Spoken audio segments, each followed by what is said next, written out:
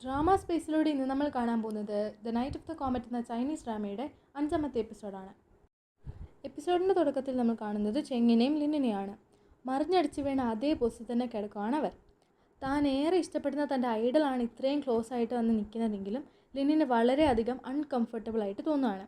അവൾ വെറും ഫാൻ മാത്രം ആയതുകൊണ്ട് തന്നെ പേടിച്ചിട്ട് തന്നെ അവൾ സോറി ഞാൻ തെറ്റായിട്ടൊന്നും വിചാരിച്ചിട്ടല്ല, സോറി ഞാനിത് ആവർത്തിക്കില്ല എന്നൊക്കെ പറയുമ്പോഴും ഇവളും ഞാനുമായിട്ട് എന്ത് കണക്ഷൻ ആയിരിക്കും ഉള്ളത്?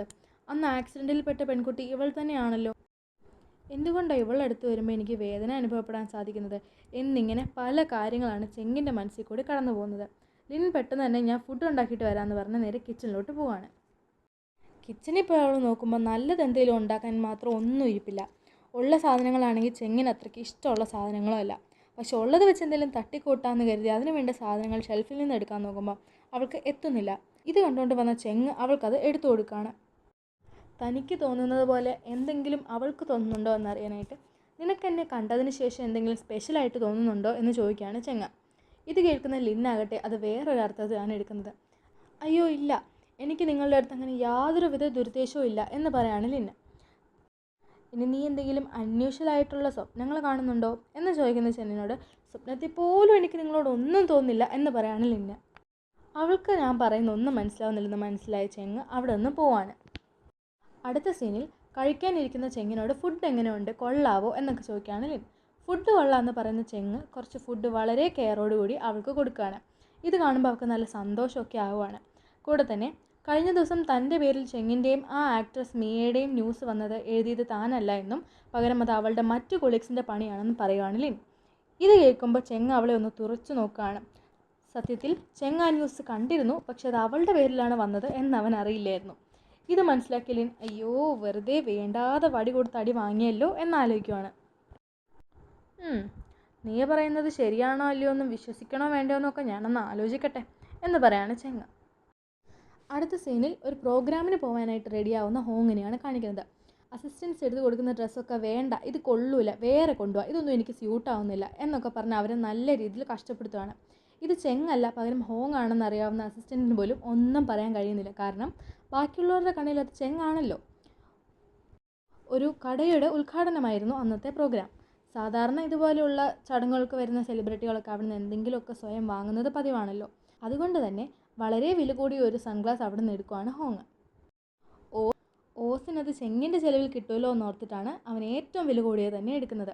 ഇത് മനസ്സിലാക്കുന്ന അസിസ്റ്റൻറ്റ് നീ ഇത് ചെങ്ങിൻ്റെ വകയായിട്ട് വാങ്ങാമെന്നൊന്നും കരുതണ്ട, ഇതിൻ്റെ വില ചെങ്ങ് നിനക്ക് തരുന്ന സാലറിയിൽ നിന്ന് ഞങ്ങൾ കട്ട് ചെയ്യുമെന്ന് പറയാണ്. അതുകൊണ്ട് തന്നെ അത്രയും വലിയ തുക തൻ്റെ സാലറിയിൽ നിന്ന് പോകാതിരിക്കാനായിട്ട് എടുത്തെടുത്ത് തന്നെ അത് തിരിച്ചു വയ്ക്കുകയാണ് ഹോങ്.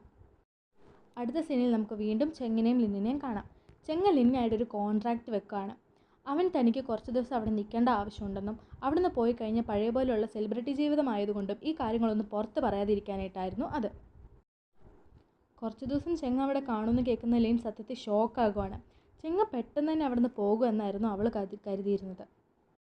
പക്ഷേ ഇങ്ങനെ കുറച്ച് ദിവസം അവിടെ കാണുമെന്ന് കേട്ടിട്ട് അവൾക്ക് വിശ്വസിക്കാനേ പറ്റുന്നില്ല. ഇനി ഇതിൻ്റെ പുറകിൽ തന്നോടുള്ള ഇഷ്ടം വല്ലതും ആണോ എന്നോർത്ത് അവിടെ നിന്ന് സ്വപ്നം കണ്ടുകൊണ്ടിരിക്കുകയാണ് ലിൻ. പക്ഷേ ഇത് കാണുന്ന ചെങ്ങ് ഓർക്കുന്നത് ഇനി അവൻ്റെ കോൺട്രാക്റ്റിനെങ്ങാനും റൂൾസോ റെഗുലേഷൻസൊക്കെ കൂടിപ്പോയോ, ഇനി അതുകൊണ്ട് അവൾ തന്നെ അവിടെ നിർത്താതെ ഇരിക്കുമോ എന്നൊക്കെ ഓർത്ത് വേണമെങ്കിൽ ഇതിലെ റൂൾസൊക്കെ ഞാൻ ചെറുതായിട്ടൊന്ന് കുറയ്ക്കാം എന്ന് പറയാണ്.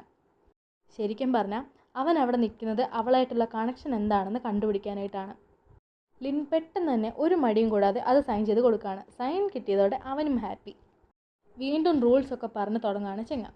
എൻ്റെ മുറിയിൽ നീ 2 വട്ടമെങ്കിലും ക്ലീൻ ചെയ്യണം, ഞാൻ എന്ത് പറഞ്ഞാലും കേൾക്കണം, കൃത്യം 6 മണിക്ക് എനിക്ക് ഫ്രഷ് ജ്യൂസ് കിട്ടണം, കൃത്യം 7:30 ബ്രേക്ക്ഫാസ്റ്റും കിട്ടണം, വല്ല ഫിഷോ വെജിറ്റബിൾസോ ഒക്കെ മതിയാവും, അങ്ങനെ ലഞ്ചിനും ഡിന്നറിനും ഒക്കെ മെനു നേരെ തേണവൻ. കൂടാതെ എൻ്റെ റൂമിൻ്റെ ടെമ്പറേച്ചർ 26 തൊട്ട് 28 ഡിഗ്രി സെൽഷ്യസിൻ്റെ ഇടയിൽ നിൽക്കണം, നീ എൻ്റെ അടുത്ത് നിന്ന് 100 മീറ്റർ അകലെങ്കിലും മിനിമം പാലിക്കണം. ഇങ്ങനെയൊക്കെ ഓരോ റൂൾസ് പറഞ്ഞുകൊണ്ടിരിക്കുകയാണ് ചെങ്ങ. ഇതൊക്കെ അവൻ്റെ സ്റ്റാഫ് കേട്ട് നോട്ട് ചെയ്യുന്ന പോലെ തന്നെ നോട്ട് ചെയ്തുകൊണ്ടിരിക്കുകയാണ് ലിന്ന്. ഇതിലേതെങ്കിലും നീ ഫോളോ ചെയ്തില്ലെങ്കിൽ നീ എൻ്റെ വലിയ ഫാനാണെന്ന് തുടക്കം മുതൽ പറയുന്നുണ്ടല്ലോ, ഇതൊക്കെ കള്ളമാണെന്ന് തന്നെ ഞാൻ വിചാരിക്കുള്ളൂ. ഞാൻ 1 മാസമാണ് ഇവിടെ നിൽക്കാൻ ഉദ്ദേശിക്കുന്നത്. ആ ടൈമിലേക്ക് നിനക്കുള്ള സാലറിയും എൻ്റെ ചിലവിനുള്ള കാശും ഒക്കെ ഇതിൽ നിന്ന് എടുത്തോളാൻ പറഞ്ഞ് തൻ്റെ ക്രെഡിറ്റ് കാർഡ് കൊടുക്കുകയാണ് ചെങ്ങ. തൻ്റെ ഐഡലിനെ പരിചരിക്കാൻ കാശൊന്നും വേണ്ടെന്ന് അവൾ പറയുന്നുണ്ടെങ്കിലും നിർബന്ധിച്ച് എനിക്ക് ഓസിന് നിൻ്റെ ഒന്നും വേണ്ട എന്നൊക്കെ പറഞ്ഞ് ആ കാർഡ് അവളുടെ കൊടുക്കുകയാണ്. ആ ക്രെഡിറ്റ് കാർഡോ അതിൽ നിന്നുള്ള കാശിനൊക്കെ ഉപരി ചെങ്ങ തൻ്റെ കൂടെ ഉള്ളത് അവളെ വളരെയധികം സന്തോഷിപ്പിക്കുകയാണ്. അടുത്ത സീനിൽ കാണിക്കുന്നത് ചെങ്ങിൻ്റെ ലോകത്തുണ്ടായിരുന്ന അവൻ്റെ ഡ്രൈവറിൻ്റെ അതേ മുഖമുള്ള ഒരാളെയാണ്. അയാൾ ഈ ലോകത്ത് വലിയ പണക്കാരനും ലിന്നിൻ്റെ ഒക്കെ ഓഫീസിൻ്റെ ഏറ്റവും വലിയ ബോസും കൂടിയാണ്. അവിടേക്ക് മിയ വരികയാണ്.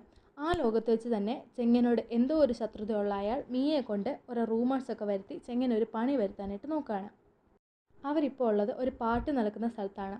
കൂടാതെ അവിടെ തന്നെ ഹോങ്ങും അസിസ്റ്റൻറ്റും ഒക്കെ ഉണ്ട്. മിയ കാണുന്ന ഹോങ് വളരെയധികം എക്സൈറ്റഡ് ആവുകയാണ്. അവനല്ലെങ്കിലും പണ്ടേ ഗേൾസ് ഒരു വീക്ക്നെസ് ആണല്ലോ. ഇത് കാണുന്ന അസിസ്റ്റൻറ്റ് അവനെ വോൺ ചെയ്യുകയാണ്. നീ ഇപ്പോൾ ഉള്ളത് ഹോങ് ആയിട്ടല്ല, മറിച്ച് ചെങ്ങിൻ്റെ ഐഡൻറ്റിറ്റിയിലാണ്. വെറുതെ ഓരോന്ന് കാണിച്ചു കൂട്ടി ചെങ്ങിൻ്റെ പേര് ചീത്തയാക്കരുത് എന്നൊക്കെ പറയാണ്. അതിന് ചെങ്ങും ഈ ആക്ട്രസ് ഒരുമിച്ചൊക്കെ അഭിനയിച്ചതല്ലേ, ഞാൻ അവിടെ ചെന്ന് അവരോട് സംസാരിച്ച ആ പരിചയത്തിൻ്റെ പുറത്ത് സംസാരിക്കുന്നതാണെന്ന് ആൾക്കാർ കരുതും എന്നൊക്കെ പറഞ്ഞ് മിയായിട്ട് അവിടെ പോയി സംസാരിക്കുകയാണ് ഹോങ്. ഈ സീൻ കണ്ടുകൊണ്ട് നിൽക്കുന്ന ബോസ് മനസ്സിലാലോചിക്കുകയാണ്, ഈ ചെങ്ങാകെ മാറിപ്പോയല്ലോ, ഇവൻ എൻ്റെ പണി എളുപ്പമാക്കി തരുമെന്നാണ് എനിക്ക് തോന്നുന്നത് എന്നൊക്കെ ചിന്തിക്കുകയാണ്. ഇങ്ങനെ ഓരോന്ന് ആലോചിച്ചിരിക്കുന്ന ബോസിനെ കണ്ട അസിസ്റ്റൻറ്റ് എന്തോ കുഴപ്പമുണ്ടല്ലോ എന്നാലോചിച്ചിട്ട് ഹോങ്ങിനെ കൊണ്ട് പെട്ടെന്ന് തന്നെ അവിടുന്ന് നിർബന്ധിച്ച് കൂട്ടിക്കൊണ്ടുപോവാണ്. അതേസമയം നമുക്ക് കാണാം ചെങ്ങ് വീണ്ടും ആ ആക്സിഡൻറ്റ് തന്നെ സ്വപ്നം കാണുകയാണ്. ഇതെന്താ ഈ സ്വപ്നം തന്നെ വീണ്ടും വീണ്ടും കാണുന്നതെന്ന് അവനൊരെത്തും പിടിയും കിട്ടുന്നില്ല. അതുകൊണ്ട് തന്നെ അവൻ്റെ യൂണിവേഴ്സിലേക്ക് എങ്ങനെ തിരിച്ചു പോകാം എന്നൊക്കെ സെർച്ച് ചെയ്യുകയാണ്. അന്ന് നടന്ന അതേ കാര്യങ്ങൾ തന്നെ വീണ്ടും നടന്നാൽ അവൻ്റെ യൂണിവേഴ്സിലേക്ക് എത്താൻ സാധിക്കുമെന്ന ഒരു ക്ലൂ അവൻ ആ സെർച്ച് ചെയ്യുന്നതിലൂടെ കിട്ടുകയാണ്. അന്ന് തൻ്റെ കൂടെ ഉണ്ടായിരുന്നത് ലിന്നായതുകൊണ്ട് ഇനി അവളായിരിക്കുമ്പോൾ തനിക്ക് തിരിച്ചു പോകാനുള്ള ഏക മാർഗം എന്നൊക്കെ ആലോചിക്കുകയാണ് ചെങ്ങ. ലിന്നിനെ തപ്പി പോകുമ്പം ചെങ്ങ കാണുന്നത് ഇങ്ങനെ വേണ്ടി ഫുഡ് ഉണ്ടാക്കാനായിട്ട് ഒരു ലോബ്സ്റ്ററിനെ കട്ട് ചെയ്തുകൊണ്ടിരിക്കുന്ന ലിന്നിനെയാണ്. അതിനെ കൊല്ലുന്നതിൽ വളരെയധികം വിഷമമുള്ള ലിൻ ഇത് ഈ ലോകത്ത് മരിച്ചാലും പാരലൽ വേൾഡിൽ അതിൻ്റെ ഫാമിലിയൊക്കെ ആയിട്ട് സന്തോഷമായിട്ട് ജീവിച്ചോളൂ അല്ലേ എന്നൊക്കെ പറയുകയാണ്. ഇത് കേൾക്കുന്ന ചെങ്ങ് പക്ഷേ അത് വേറെ രീതിയിലാണ് ആലോചിക്കുന്നത്. അവൾക്കപ്പോൾ പാരലൽ വേൾഡിനെ പറ്റി എന്തൊക്കെ അറിയാമല്ലോ എന്നൊക്കെയാണ് അവൻ മനസ്സിൽ വിചാരിക്കുന്നത്. അന്ന് രാത്രി തന്നെ അവളെയും കൂട്ടി അവൻ അന്ന് അപകടം നടന്ന ടണലിലേക്ക് പോവാണ്. ഒരു കാറിൽ അവളെ ഇരുത്തിയിട്ട് മറ്റൊരു കാറിൽ ഓപ്പോസിറ്റായിട്ടിരിക്കുകയാണ് ചെങ്ങ. നീ ഇപ്പോൾ നല്ല സ്പീഡിൽ വന്ന് എൻ്റെ കാറിൻ്റെ ഇടിച്ച് ആക്സിഡൻറ്റ് ഉണ്ടാക്കണം എന്ന് പറയാണ് ചെങ്ങ. അന്ന് നടന്ന അതേ ആക്സിഡൻറ്റ് റീക്രിയേറ്റ് ചെയ്താൽ തനിക്ക് തിരിച്ചു പോകാൻ സാധിക്കുമെന്ന് തോന്നുന്ന ചെങ്ങ അതൊന്ന് ട്രൈ ചെയ്യാനായിട്ട് നോക്കുകയാണ്.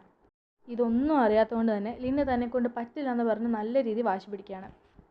അപ്പോൾ ചെങ്ങ പറയാണ്, ഞാൻ പറയുന്ന എന്ത് കാര്യവും അനുസരിച്ചോളാം എന്ന് പറഞ്ഞിട്ട് കോൺട്രാക്റ്റ് ഉള്ളതാണ്. ഞാൻ പറയുന്ന ഈ കാര്യം നീ അനുസരിച്ചില്ല എന്നുണ്ടെങ്കിൽ കോൺട്രാക്റ്റ് നീ ബ്രേക്ക് ചെയ്യാണ്. അതുകൊണ്ട് തന്നെ വലിയൊരു തുക എനിക്ക് നഷ്ടപരിഹാരമായിട്ട് നീ തരേണ്ടി വരും എന്നൊക്കെ പറയാണ്. എന്നാലും കുഴപ്പമില്ല, തനിക്ക് ചെയ്യാൻ പറ്റില്ല എന്ന് പറയുന്ന ലിന്നിനോട് അത് 2 മണിക്കൂർ കൊണ്ട് ആ നഷ്ടപരിഹാരം എനിക്ക് തന്നു തീർക്കണം എന്ന് പറയാണ് ചെങ്ങ. ഇതും കൂടെ കേട്ട് ലിന്ന് ഒരു വഴിയില്ലാതെ അതിന് സമ്മതിക്കുകയാണ്. അങ്ങനെ വണ്ടി സ്റ്റാർട്ട് ചെയ്ത് ഇടിക്കാനായിട്ട് അവൾ വരുന്നുണ്ടെങ്കിലും ഒട്ടും തന്നെ പറ്റാതെ അവൾ വണ്ടി വെട്ടിച്ച് നിർത്തുകയാണ്. അങ്ങനെ അവളുടെ വണ്ടി ചെറിയൊരു ആക്സിഡൻറ്റ് പോലെ ആവുകയാണ്. ഓടി വന്ന് ചെങ്ങ് നോക്കുമ്പോൾ അവളുടെ കാലിന് ചെറുതായിട്ട് പരിക്കം പറ്റിയിട്ടുണ്ട്. അവൻ അവളെ വേഗം തന്നെ വീട്ടിൽ കൊണ്ടുപോയി കാലൊക്കെ മസാജ് ചെയ്ത് കൊടുക്കുകയാണ്.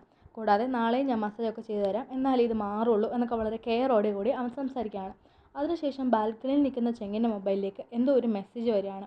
അത് എപ്പോഴും വരാറുള്ള ആ അൺനോൺ നമ്പറിൽ നിന്ന് തന്നെയാണ്. ആ മെസ്സേജ് കണ്ട് ഞെട്ടി നിൽക്കുന്ന ചെങ്ങിനെയും കാണിച്ചുകൊണ്ട് ഇന്നത്തെ എപ്പിസോഡ് തീരുകയാണ്. ഇഷ്ടപ്പെട്ടാൽ വീഡിയോ ലൈക്ക് ചെയ്യുക, കൂടാതെ ഒന്ന് സബ്സ്ക്രൈബും കൂടി ചെയ്യുക. പറ്റുമെങ്കിൽ നിങ്ങളുടെ ഫ്രണ്ട്സിനും ഫാമിലിക്കൊക്കെ ഒന്ന് ഷെയർ ചെയ്ത് കൊടുക്കുക. പുതിയൊരു വീഡിയോ ആയിട്ട് നമുക്ക് വീണ്ടും കാണാം. ബൈ.